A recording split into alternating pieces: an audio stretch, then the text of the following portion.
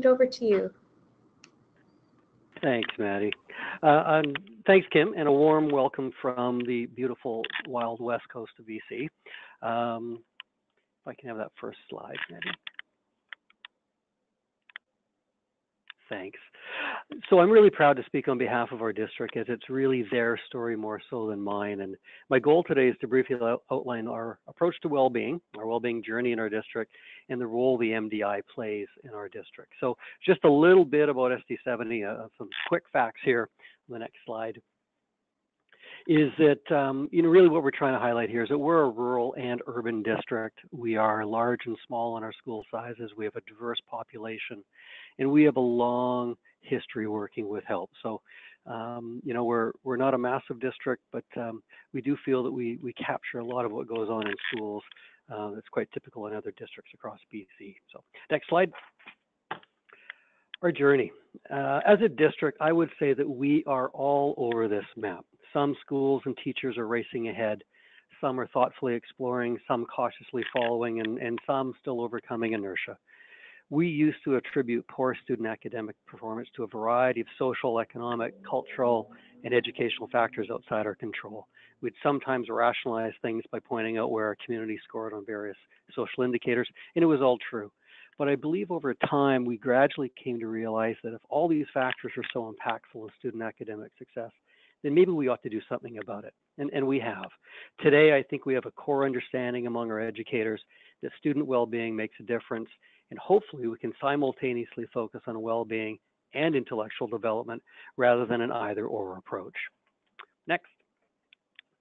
So what we've seen here is a big shift in our thinking. Over time, we've shifted our thinking to focus on students' potentials rather than their limitations, to focus on well-being rather than ill-being, and to challenge our assumptions about the role of schools and teachers. And we've heard all these comments before. Teachers would say, it's not my job, and we would say, yes, it is. Human and social development is the goal of the education system shared by schools, families, and communities, and it's everybody's responsibility. Teachers would say they didn't have time, and we suggest that they do. The redesigned curriculum provides more time and space and expectation through core competencies for attention to student well-being. They would suggest that it couldn't be taught, and we would counter that it can, and that you can teach social and emotional competencies and skills such as empathy, optimism, and self-regulation. They would sometimes question whether they would be the individual, and of course they were.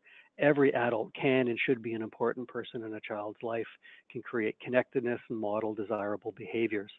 And they would say, but it's not just me, it's a community, and we would agree with them. And we need to involve them. We need to engage students, parents, community members. But let's start with our classrooms and our schools.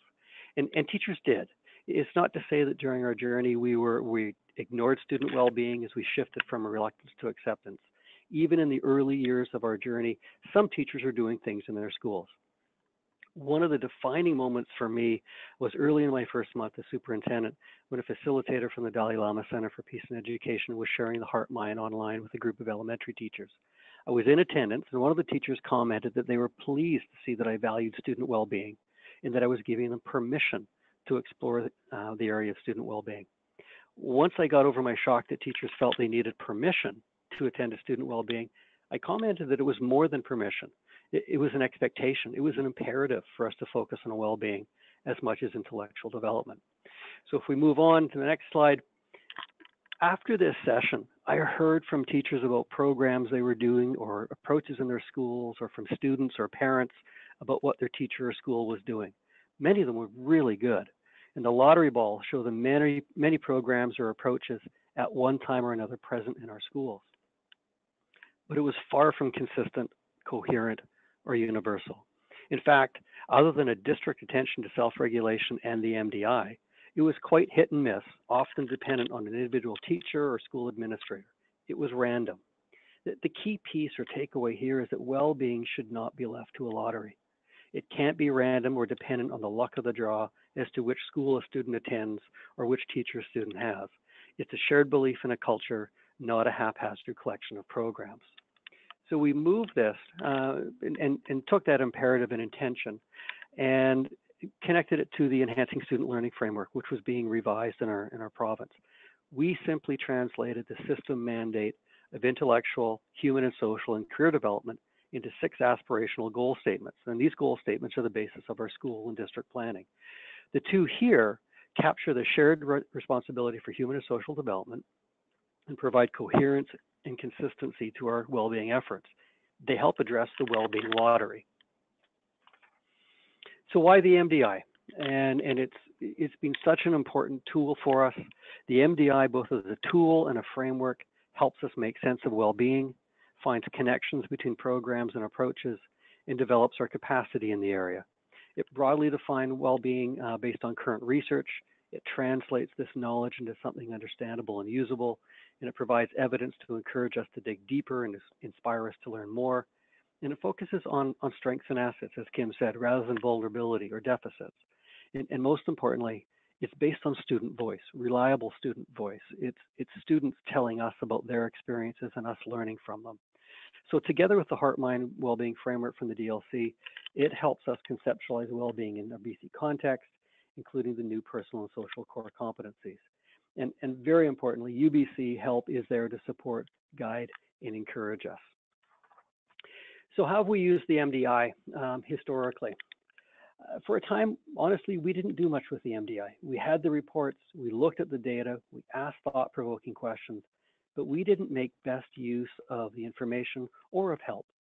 And then we decided to become intentional about student well-being, and the reports became very important. And I think Kim showed a slide of our results earlier, and that's when we really began to dive into this. So we brought in someone knowledgeable about both the MDI and our earlier work with the Heart-Mind Wellbeing for a focused, purposeful exploration of the MDI structure, interpreting evidence, reflecting on data, and moving to action. While I thought we were pretty data literate before, working with self-reported data was a challenge for some of us, and it challenged some of our assumptions and old ways of looking at a different type of student evidence. The MDI data is now a key indicator in our school well-being plans, complementing other evidence from satisfaction surveys, McCurry adolescent health surveys, and so on. Some of our system planning considerations as we looked at this, because the well-being task may appear overwhelming, we focused on our schools as a starting point. For example, in using that concentric circle on the left, evidence relating to sleep and nutrition is of great interest to educators. It has a significant influence on students we teach, yet it's not an area we explicitly control. So rather than identifying it as a school goal, we work at a district level with community partners and parents in considering the sleep and nutrition information.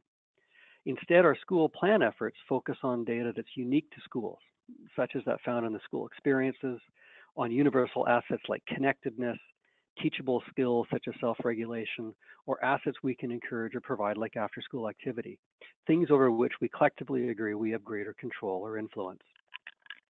Similarly, the increased awareness among teachers and administrators has made this as much a bottom-up change as it is top-down.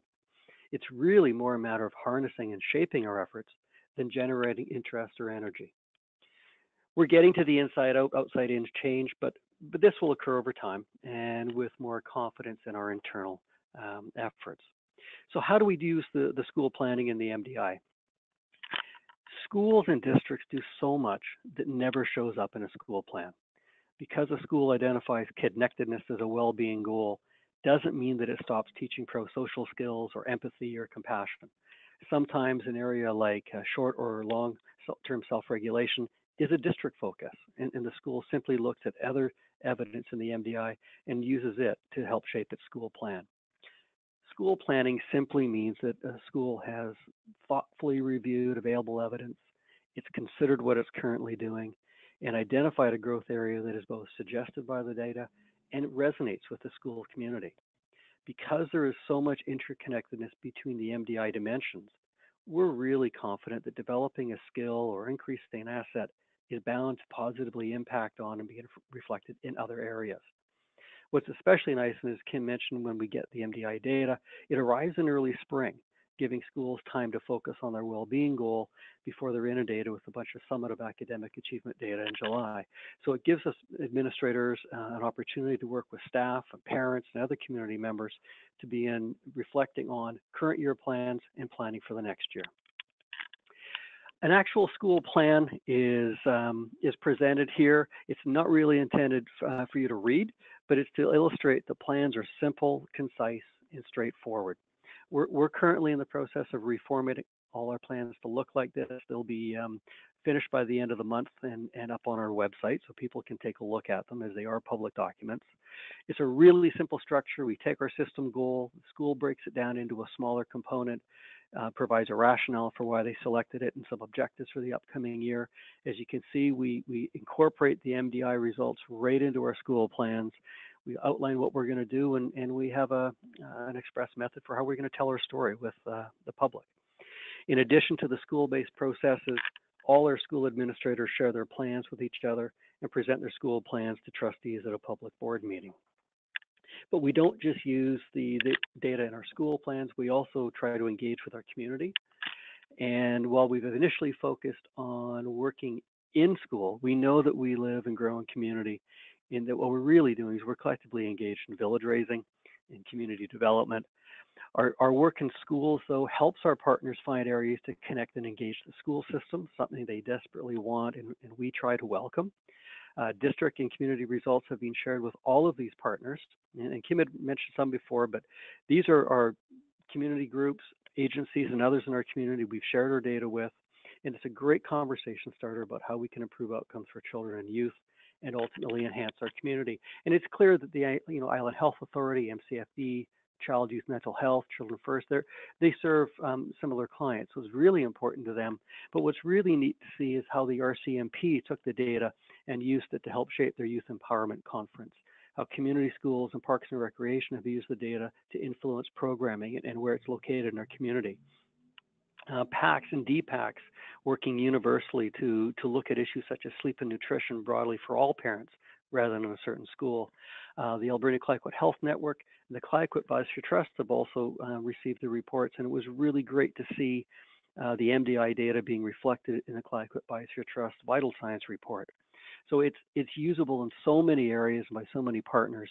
And as these partnerships evolve and strengthen, the shared responsibility for human and social development will also grow stronger. So our hope in our district is that the MDI connects many of these groups and organizations to collaboratively improve outcomes for children and youth. And I think the school district can take a lead role in this.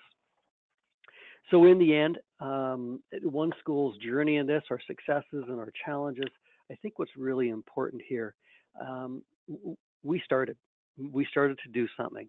We started to talk among each other. We learned from this, and I can't underscore enough how much learning we have derived from using the MDI. We've been acting. We're doing something now about it, and we're being intentional. We want to fix things as a system, and sometimes we need to temper our expectations and to appreciate that it's a journey and that we truly need to work with others, and that we need to be able to accept that it can't all be done at once, and that as a partner in the enterprise, school districts and communities can improve outcomes for children and youth, and the MDI has been an incredible part in that. So that's SD70's story. Thank you so much, Greg. That was great and so well done, really. Just covered all the important content and really showed the journey that your district has been on, and the idea that no one gets it right from the beginning, but how that was wonderful. So I think now is an opportunity